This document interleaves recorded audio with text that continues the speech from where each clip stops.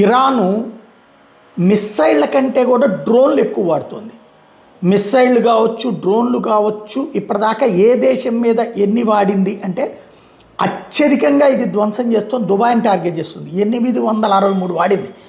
Kuwait మీద 562, Qatar మీద 162, Bahrain మీద 129, ఇజ్రాయెల్ మీద 113, జోర్డాన్ మీద 49, సైప్రస్ మీద 5, ఒమన్ మీద 2, సౌదీ అరేబియా మీద 2 ఈ మిస్సైల్ కానీ డ్రోన్స్ కానీ ఇది వాడింది. ప్రస్తుతం ఈ ఎస్టిమేషన్ చేస్తున్నటువంటి సిచ్యుయేషన్ అయితే ఉంది.